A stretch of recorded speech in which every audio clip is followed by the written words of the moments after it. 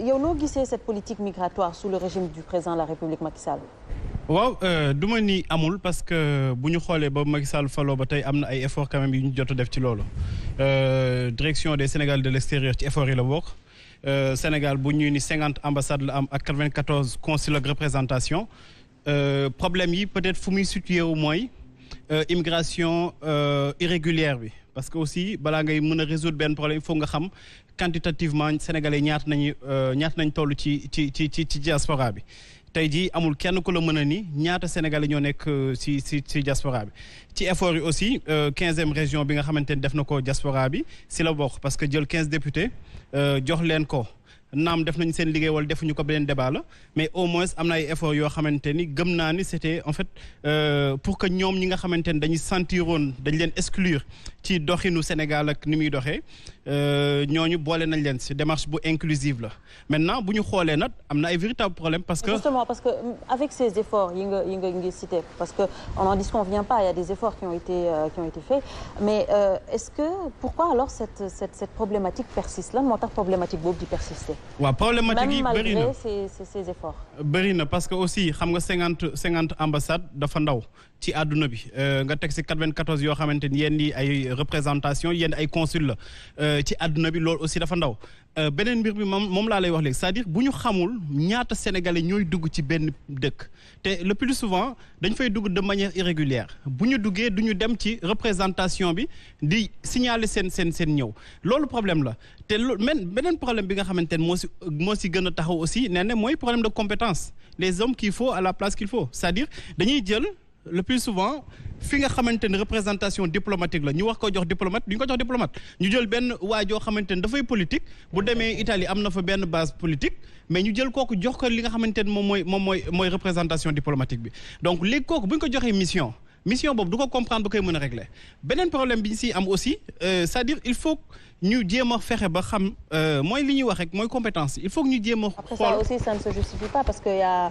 am na énormément de personnes autour yoo xamante ne peut-être ils maîtrisent cette question. waaw mais xam nga leadership mooy ki koy jiite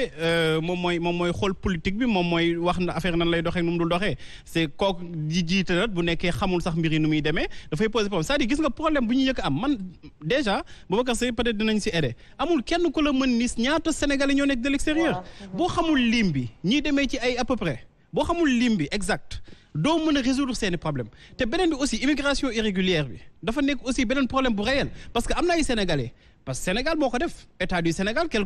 lu ñu mënti wax moom moo ko def moo dem signé ay accords yoo xamante ne comme ni ñuy def récemment ak Espagne ak yooyu noonu di repatrier ay nit léegi de fait sénégalais bu demee foofu dafay réticent par rapport ak li nga xamante ne mooy représentation day naan man bu ma signalé woon ni sénégalais la ëllëg bu état du Sénégal defee ay accords am amaana mën nañ ma jële fii ma nekk dem yóbbu ma foofu donc loolu aussi dafa nekk problème yoo xamante ni tant que ñi ngi am nii gawuma ni nit dina ko gaaw mën a régler parce que aussi problème yooyu dañoo complexe mais beneen mbir bi li ma jàpp ni war na mën a changer te effectivement mu war a changer mooy ñi nga xamante ni ñooy nekk ci consulat ci ambassades yi ñu nekk ay diplomate ñoo xamante ni dañu xam lan mooy lu mu tudd jàng diplomatie ñi nga xamante ni seen xam-xam dafa màcc si loolu ñoo xamante ni le plus souvent dañuy def droit public ñu mën xam lan mooy question migratoire di ko jéem a résoudre mais du ñu jël ay ñoo xamante ni ay politiciens nañu wala ñu jël beneen direction tuddee que direction des Sénégalais de l'extérieur l'idée est bonne bu ñu ñëwee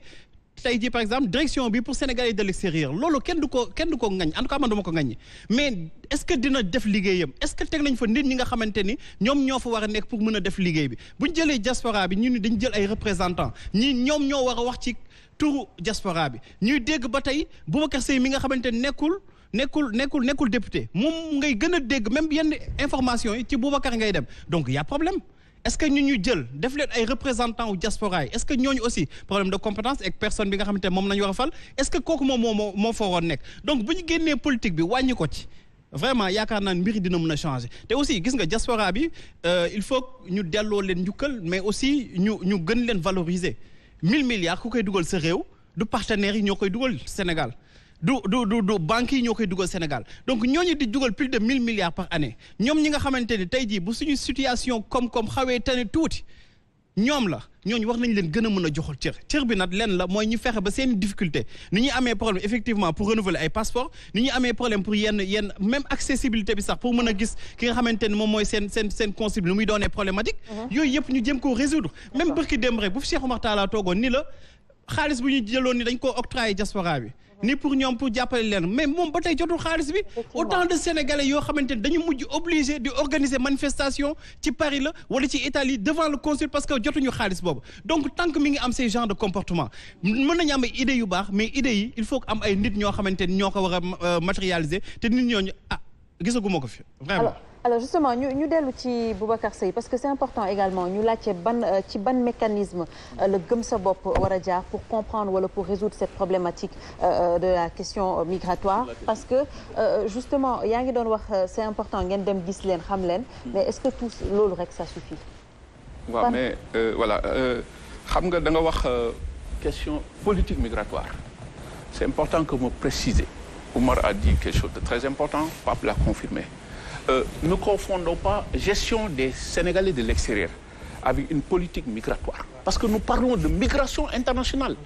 C'est-à-dire que c'est plus complexe. La gestion des Sénégalais de l'extérieur, moi, mais on nous a toujours utilisé comme grenier politique. Omar l'a dit tout à l'heure, sous élection amee, nous créons l'autre tendance. La preuve en est que candidat boo gis mu ngi jóg pour pêcher dans la diaspora parce que yéen avant ngeen di yeewu nous avons réglé le problème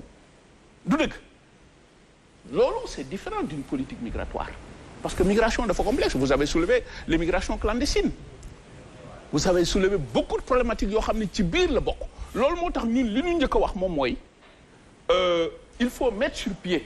man je ne parle plus boo dégloo bi ma ñëwee Sénégal ba léegi maa ngi koy wax c'est quoi un Sénégal de l'extérieur mooy ku dëgg Espagne ku dëgg Italie ak ku dëgg lale ñeneen ñi bokkuñu ci non contexte bi ñu nekk la il faut parler de migration internationale dans ce contexte de mobilité croissante loolu la ñuy teg il faut soit un ministère plein chargé des migrations internationales déggatoo ma wax Sénégal de l'extérieur ou bien une agence autonome reliée à la présidence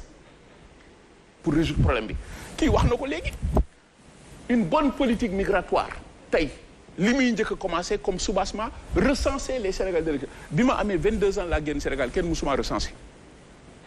mais est-ce que loolu c'est facile. non constater le recensement des Sénégalais de l'extérieur. il faut recenser non dafa nag yeneen dëkk yëpp dañuy recenser seen dëkk. donc on peut dire en termes de valeur absolue xëy na mënoo am mais approximativement mën nga xam. ñaata Sénégalais ñoo nekk bitim réew. loolu amul il y a que des approximations tey ñu wax la lii tey ñu wax la la il faut avoir cette volonté politique là pour le faire il faut recenser. C'est le soubassement de toute politique migratoire pour ñu bañ a taxaw loolu il faut le faire lui il a parlé de questions fondamentales gis nga la gestion Covid diaspora ça a posé des problèmes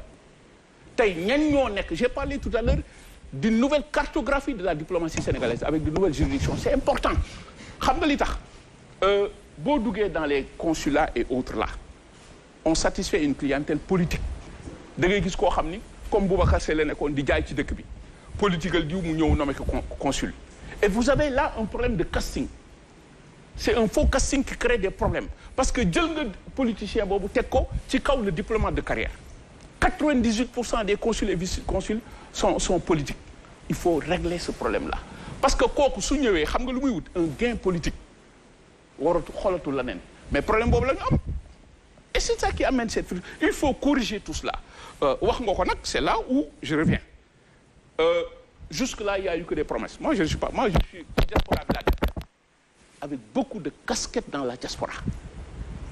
Kon tey man mënuma dox ci leneen parce que diaspora fayuma musuma neexal kenn yónniwuma j'ai pris mes responsabilités teg sama bagage Sénégal gis nga lu ma jural emprisonnement et j'ai le courage de mes convictions dama wax ni su ma gisoon ci Bougane Gueye leneen du ma toog fii Bougane xam nga wax nga ko léegi